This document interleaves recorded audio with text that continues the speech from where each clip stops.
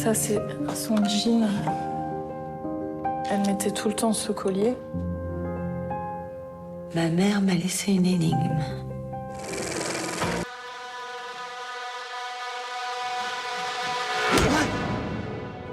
J'étais à mon poste de travail et on m'a agressé.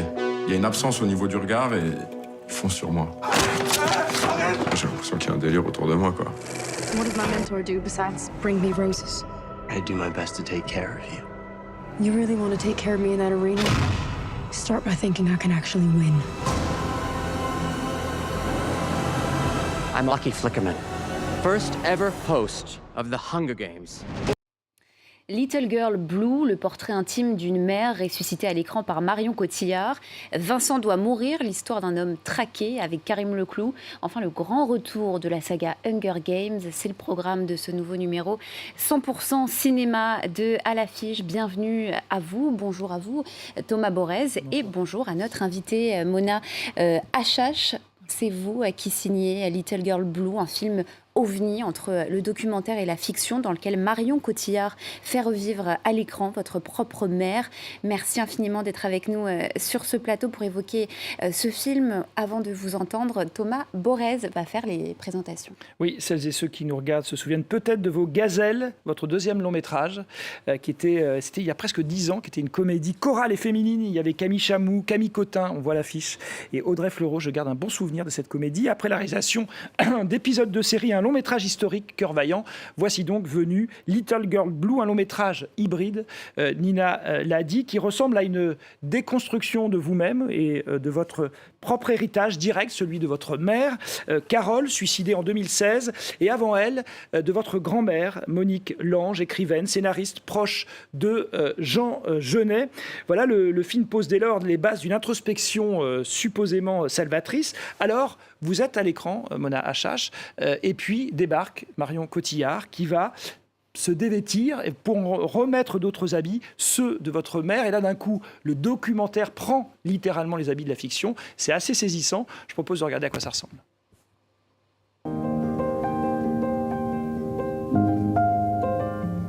Enquêter sur votre mère?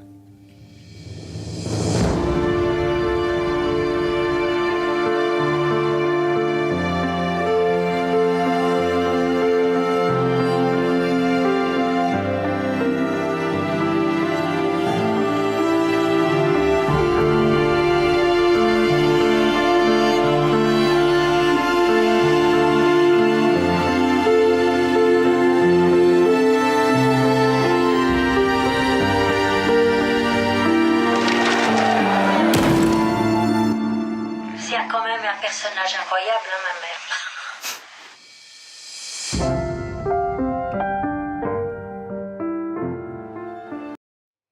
Mona Achache, j'ai lu une interview récente dans Première. Vous disiez « Je viens d'une famille où les femmes se sabordent ». Alors, est-ce que c'est pour briser justement une malédiction que vous avez entrepris ce film ? Oui, complètement. C'était dans l'idée qu'il n'y a pas de malédiction. Il y a un conditionnement, il y a une histoire de famille qu'il faut essayer de comprendre pour avoir autre chose que ces désastres à répétition à transmettre à mes enfants. Oui, parce que on faut le dire, votre grand-mère et votre mère, ont subi vraiment des pressions qui les ont poussés vraiment dans certaines extrémités. C'est ça que vous racontez dans le film. Pardon. Et quand est-ce que ça a germé justement cette idée de faire ce film ? Assez vite, où donc ma mère se suicide sans laisser de mots, mais 25 caisses pleines d'archives dans lesquelles je trouve d'abord des textes, des débuts de réponses, des photos d'elle, très énigmatiques, très en contradiction avec la femme très, très douloureuse, très torturée qu'elle était. Et puis j'ai trouvé sa voix.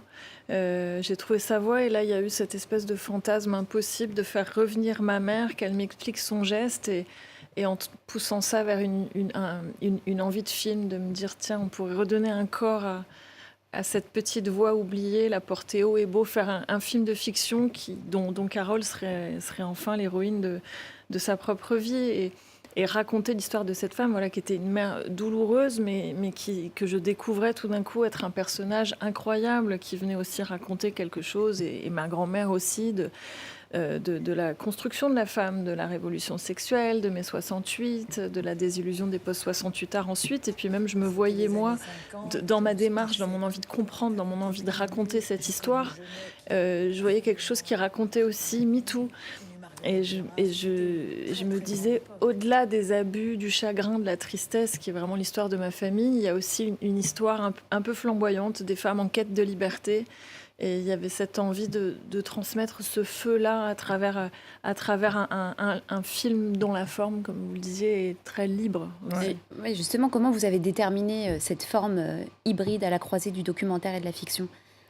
Dans cette idée d'introspection, je me suis dit, allons-y, essayons de laisser libre cours aux idées, d'employer cette matière intime à la fois dévorante, ces 25 caisses d'archives, et en même temps de se dire, il y a une matière cinématographique aussi intéressante. Ça peut être beau, tout ce moche. Et le film est porté par Marion Cotillard, quand même, star. Il était évident au départ que c'était elle qui allait surgir dans le cadre, où vous allez utiliser son talent d'actrice, mais aussi de ce qu'elle incarne, de star, d'une certaine manière. Complètement.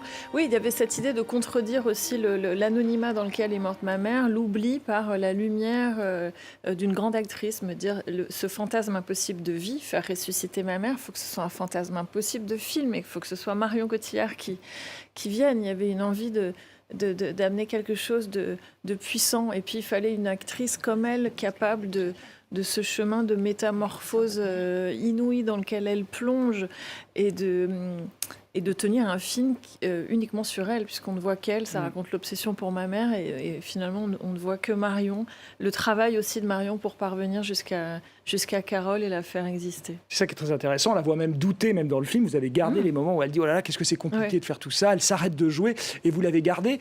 Un mot sur le titre, parce qu'il porte le nom d'une chanson qui a notamment été interprétée par Janis Joplin. On va écouter quelques notes justement de cette musique.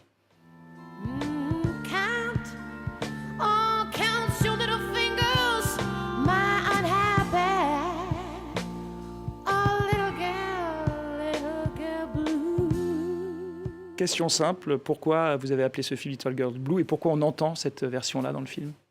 C'était une chanson qui était liée au souvenir de ma mère, et donc comme tout élément de ce film, ça reste des choses très intimes. Mais il y avait, Janis Joplin, c'est vraiment l'incarnation de ce feu de la liberté, de la transgression, de tous les possibles, jusqu'au désastre, puisqu'elle aussi est morte très prématurément. Mais je trouvais que c'était une jolie manière aussi, à travers sa voix très rock, de raconter Little Girl Blue, cette petite fille qui a le blues, qui était ma mère, jusqu'au bout de sa vie. Little Girl Blue, c'est à voir donc dès maintenant au cinéma. Cinéma français toujours, hors format aussi à sa manière, avec Vincent doit mourir, Thomas, de Stéphane Castan, un film fantastique dans lequel Karim Lecoulou incarne un homme a priori sans histoire qui voit la terre entière, ou presque, lui en vouloir violemment. Regardez.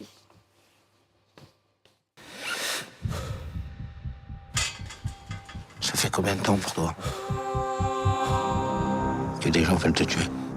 Prends-toi un chien, très important un chien. T'es livré à toi-même, les hôpitaux, c'est trop dangereux. Personne ne peut t'aider.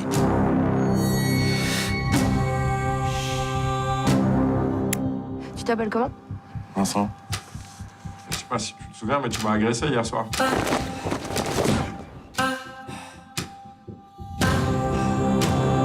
C'est vraiment chelou, toi. Hein? Regarde bien, tu regardes ce qui va se passer.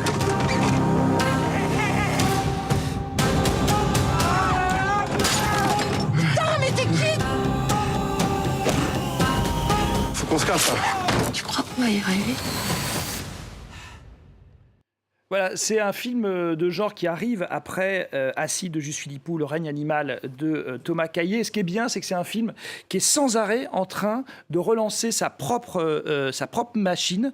Vraiment, ça commence comme un thriller parano, ça embraye comme une comédie burlesque, vraiment proche de Buster Keaton, Karim Lecoulou est absolument dément. Et aussi, c'est une comédie romantique. Et voilà. Et au-dessus de tout ça, il y a bien sûr le pur film, ce qu'on appelle aux États-Unis le survival. Voilà, comment survivre. Tout ça est mené avec un équilibre assez saisissant. C'est un premier long métrage. C'est très, très, très, très, très impressionnant. Le survival, on le retrouve aussi dans la saga Hunger Games. Thomas Il faut survivre. qui opère un retour aux sources avec cette balade du serpent et de l'oiseau chanteur. Alors aux manettes, toujours Francis Lawrence, à l'écriture Suzanne Collins, mais en revanche, pas de Jennifer Lawrence. Voilà, et pourquoi ? Parce que ça se passe 64 ans avant la trilogie originale. Katniss, qui était le nom du personnage de Jennifer Lawrence, n'existait même pas en rêve, évidemment. Il y a 8 ans, la saga s'était refermée, assise sur des millions et des millions de dollars de recettes. Alors quoi ? Qu'est-ce qu'on fait ? Même si le cinéaste a beau dire qu'il n'y a rien d'opportuniste là-dedans, quand même, on en doute un peu. On n'est pas obligé de le croire. Voilà, donc le jeu du cirque reprend, puisque ce sont là les 10e Hunger Games auxquels on assiste. C'est une espèce de jeu où on met en gros des adolescents dans une situation absolument extrêmement violente. Voilà, l'action se passe dans un régime totalitaire. Et à noter pour le clin d'œil qu'en France, on avait fait un Hunger Games bien avant la saga Hunger Games. Ça s'appelait Le Prix du danger. C'était avec Michel Piccoli, Gérard Lanvin, Marie-France Pizier et Bruno Kremer. Et c'était un film d'Yves Boisset.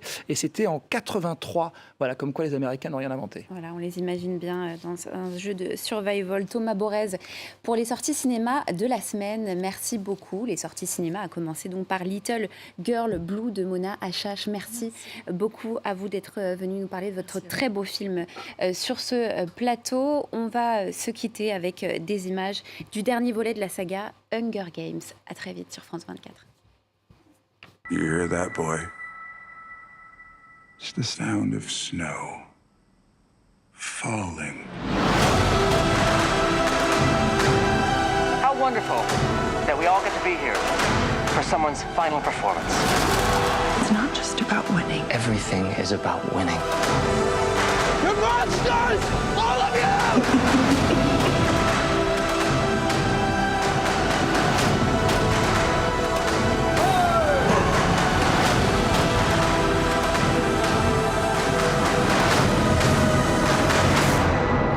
It's the things we love most that destroy us.